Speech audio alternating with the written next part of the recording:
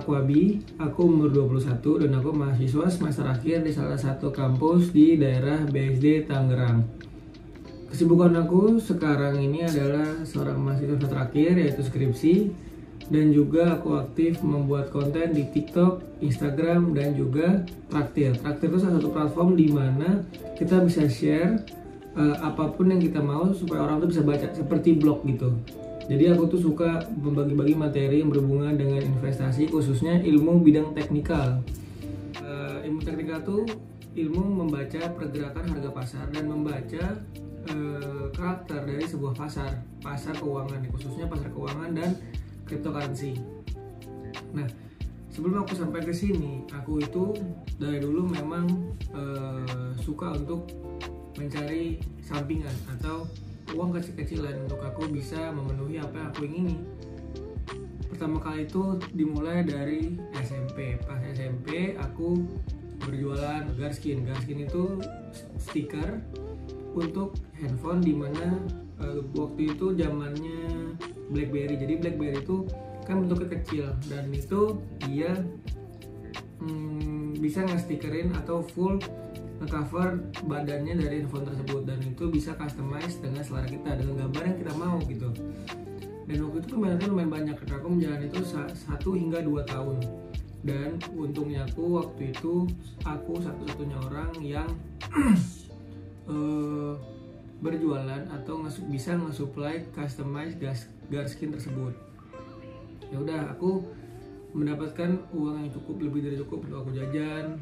Ya udah, tapi ujung-ujungnya aku pakai hanya untuk jajan, untuk nongkrong, dan akhirnya apa? Habis. Aku nggak menikmati sepeser pun hasil dari jualan aku saat ini, karena waktu itu aku menghambur-hamburkan uang untuk hal yang aku mau. Nah, setelah itu SMP kan hanya 3 tahun.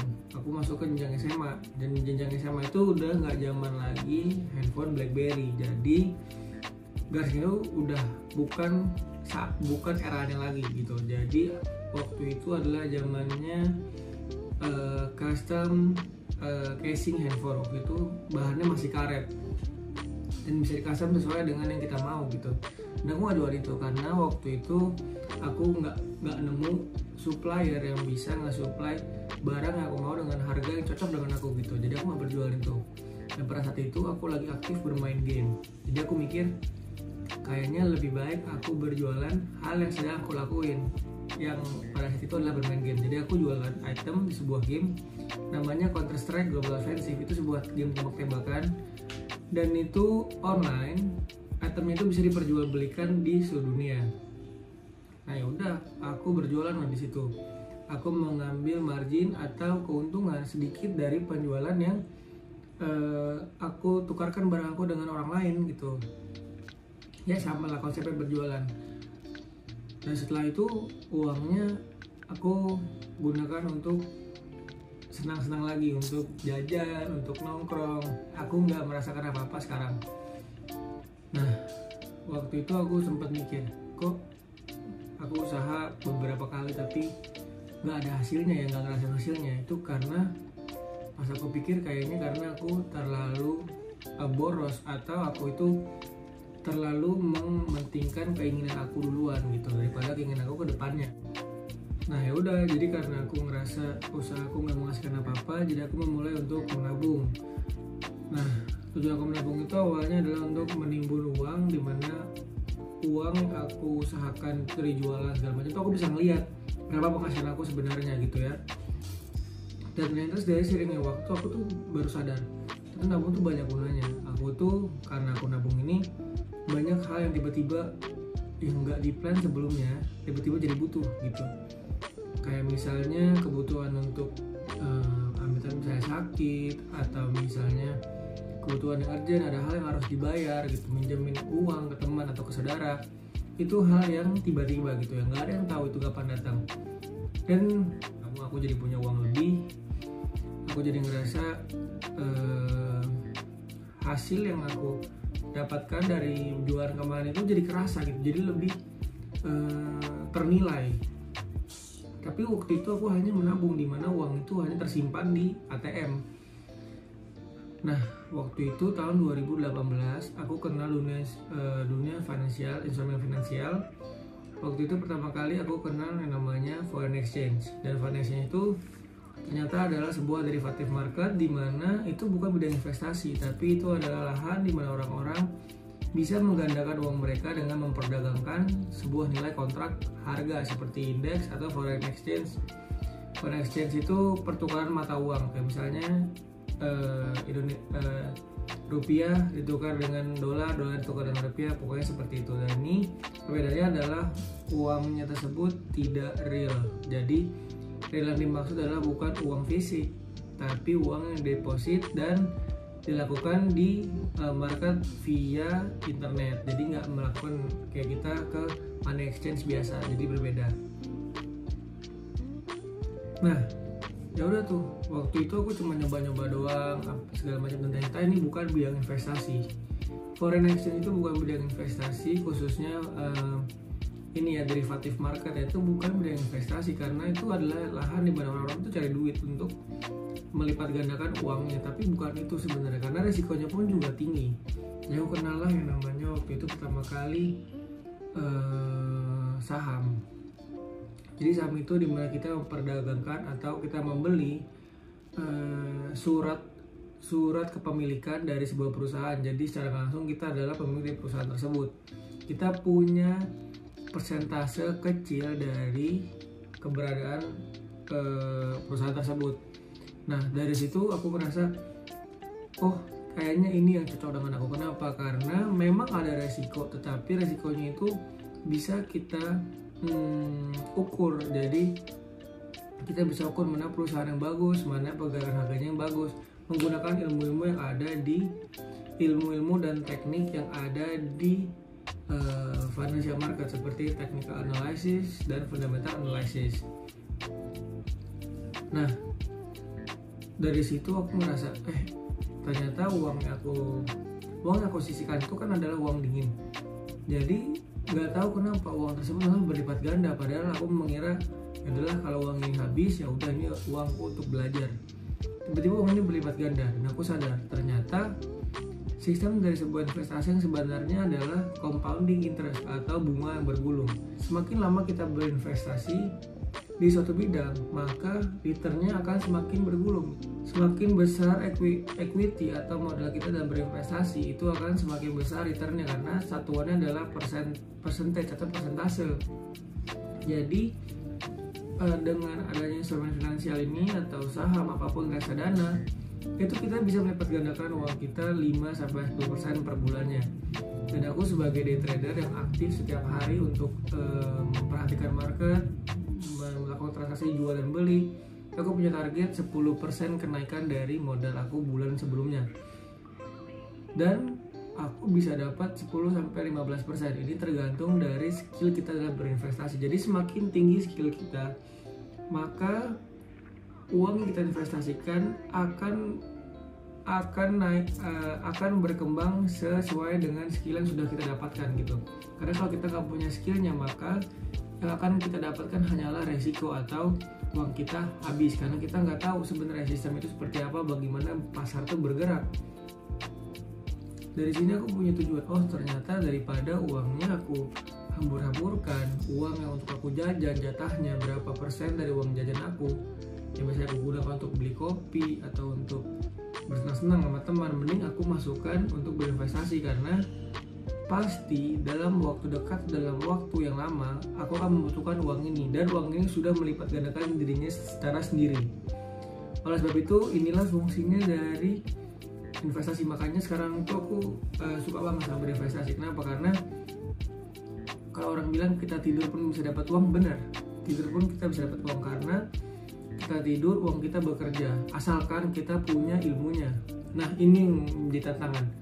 Sebelum kita masuk, kita itu harus punya ilmu berinvestasi, karena banyak sekali di luar sana oknum-oknum di mana dia menawarkan, udah sini kita tawarin investasi jasa titip modal 1 hari 1%. Itu merupakan kebohongan guys. Gak ada hal yang pasti, apalagi dia bisa bilang 1 hari 1%. Dalam berinvestasi, hal ini gak ada yang pasti gitu. Mungkin hari ini kita bisa dapat 5%, mungkin minggu depan kita bisa dapat 15%, tapi kan ada kerugian, ada resiko yang harus kita tanggung. Bisa aja 2 bulan lagi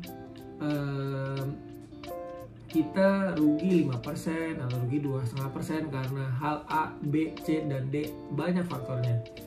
Jadi kita harus punya dulu ilmunya sebelum kita berinvestasi. Apalagi jangan membiarkan uang yang kita investasikan didaur ulang atau diolah oleh orang lain. Yang aku maksud adalah jasa titip modal, itu sebuah kebohongan guys. Jadi jangan sampai kalian kena oknum seperti ini.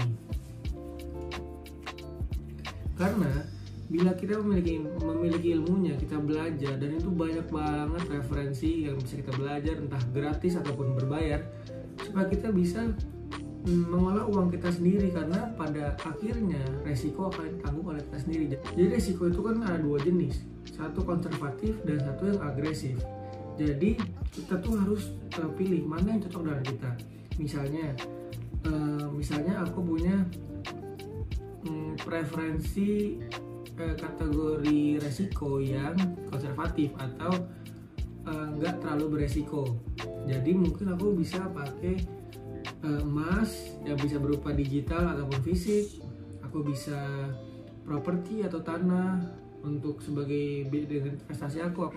Dan juga yang kedua itu ada deposito. Deposito itu sama seperti obligasi, surat hutang, tapi surat hutang yang dikeluarkan oleh bank. Jadi bank pengen minjem uang dari kita. Nih aku kasih, misalnya aku orang bank ya. Nih aku kasih deposito, aku tawarin deposito, mau nggak?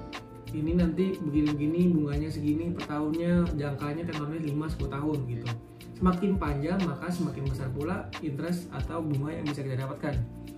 Itu untuk yang resiko konservatif atau yang lebih aman dari resiko, tetapi returnnya memang relatif kecil karena kita mengorbankan resiko kita untuk return yang lebih kecil. Jadi kita tuh resikonya lebih rendah gitu. Jadi low risk low return, tapi yang pasti adalah uang kita itu berbuah. Nah, dan ada satu tipe lagi yang dimana investasi dengan resiko yang agresif atau resiko yang relatif tinggi. Temen aku misalnya kan tadi aku konservatif, misalnya aku punya teman aku ini tipenya adalah agresif. Dia tahu uang yang dia masukkan untuk investasi ini adalah uang yang siap untuk menjadi nol atau habis.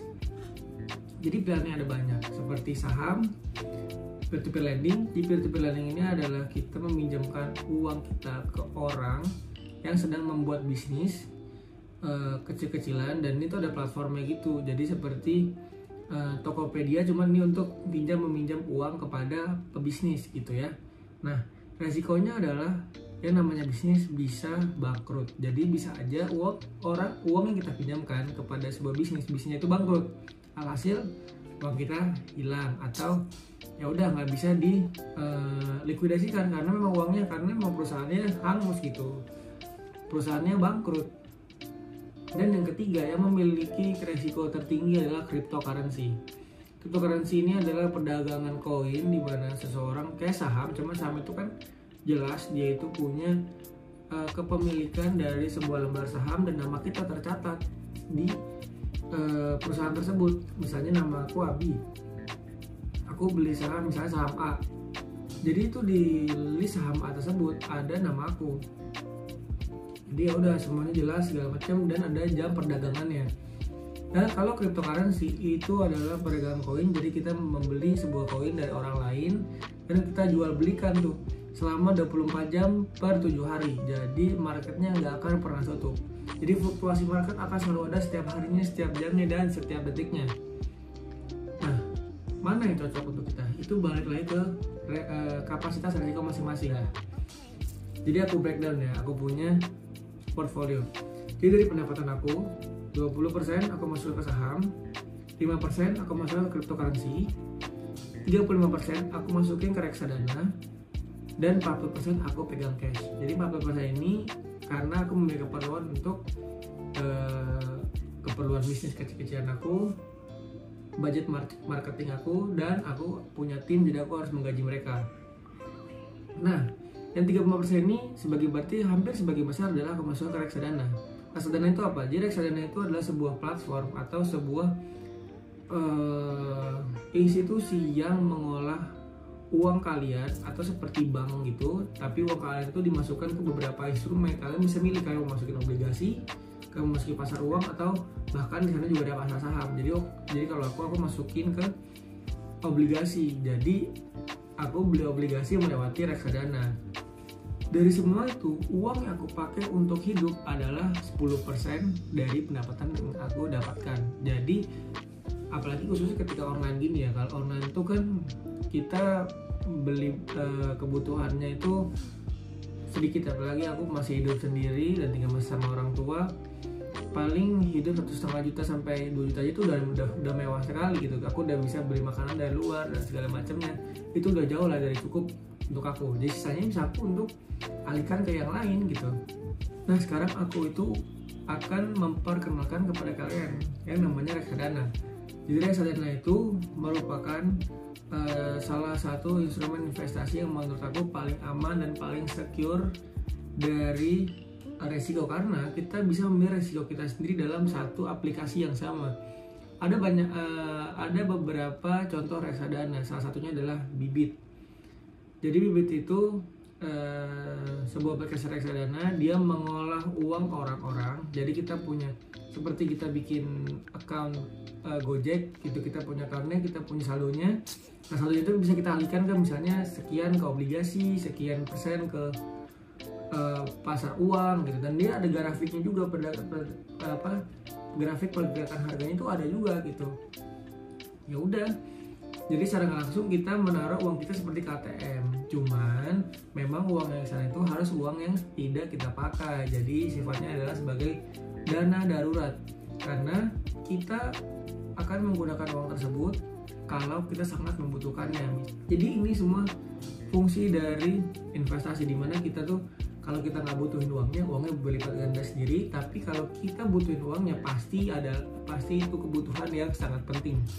Nah bayangin kalau misalnya kalian menabung di reksadana selama 5 tahun sampai 10 tahun. Oke, let's say rata-rata pendapatan dari reksadana itu, kalau dari reksadana obligasi itu bisa 15-30% tergantung jenis obligasinya per tahun.